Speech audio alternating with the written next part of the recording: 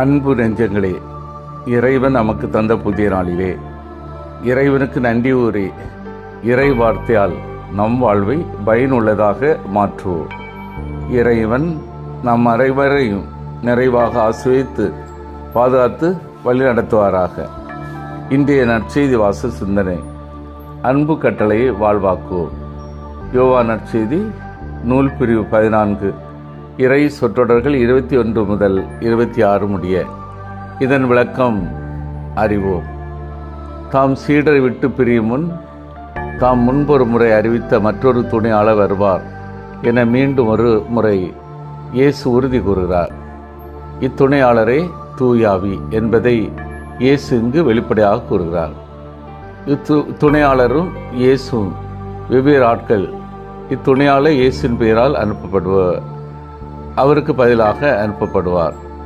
எனவே அவரும் இயேசுவும் ஒரே ஆள்தான் என்று சிலர் கூறுவது ஏற்றுக்கொள்ளக்கூடியதாய் இல்லை. ஆனால் இருவரும் தந்தையாலேயே அனுப்பப்படுகின்றனர். தூயாவின் முக்கிய பணி யாது என்பதை இயேசு இங்கு குறிப்பிடுகிறார். அவர் இயேசுவின் பணிகளை தொடர்ந்து ஆற்றுவார். இயேசு தம் மக்களுக்கு இறை உண்மைகளை போதிக்க வந்தவர்.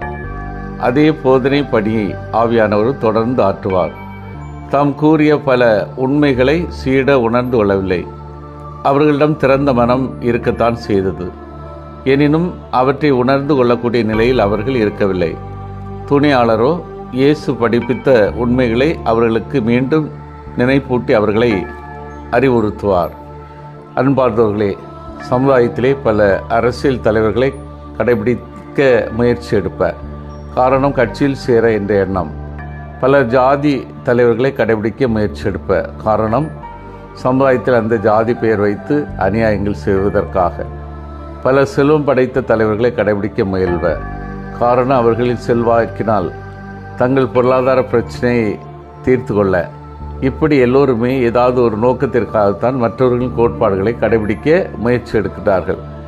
ஆனால் எந்தவித கோட்பாடுகளும் விழுமியங்கள் இல்லாமல் அன்பால் மட்டுமே கடவுளை கடைபிடிக்க முடியும் என்று இன்றைய வாசம் கற்றுத்தருகிறது. விவிலியம் முழுவதுமே அன்பால் நிறைந்துள்ளது. எதற்காக இயேசு அன்பால் மட்டுமே அவரை கடைபிடிக்க முடியும் என்று கூறுகிறார் என்றால், பரிசேயர்கள் தங்களை உயர்ந்தவர்களாகவும் சமாரியர்களை தாழ்த்தப்பட்டவர்களாகவும் கருதினார்கள். அவர்கள் செய்கின்ற தொழிலை வைத்து அவர்களை ஒதுக்கின. ஆனால் இயேசு அன்பால் மட்டும்தான் மற்றவர்களை எடை போட வேண்டும் என்று பரிசேயர்களின் சிந்தனை கற்களை உடைக்கின்றார். அதனால்தான் சீடர்களை பார்த்து கூறி மற்றவர்களுக்கு பாடம் போட்டுகின்றார். அவரின் பாதை அன்பின் பாதை, அவரின் பின்தொடர்தல் அன்பின் தொடர்தல், அவரின் கட்டளை அன்பின் கட்டளை என்று அன்பை அடித்தளமாக கட்டுகின்றார். சிந்தித்து தியானித்து செயல்படுவோம். இயேசுவின் அன்பு கட்டளை கடைபிடித்து வாழ்கின்றேனா? இயேசுவின் அன்புக்கு சான்று பகர்கின்றேனா? இயேசுவின் பிரசன்னத்தை உணர்ந்து வாழ்கின்றேனா? மன்றாடுவோமாக. வல்லமைமிக்க இறைவா, இயேசு அன்பு கட்டளை கடைபிடித்து வாழவும், இயேசு அன்புக்கு சான்று பகரவும், இயேசுவின் பிரசன்னத்தை உணர்ந்து வாழவும் வரம் தாரும். ஆமீன்.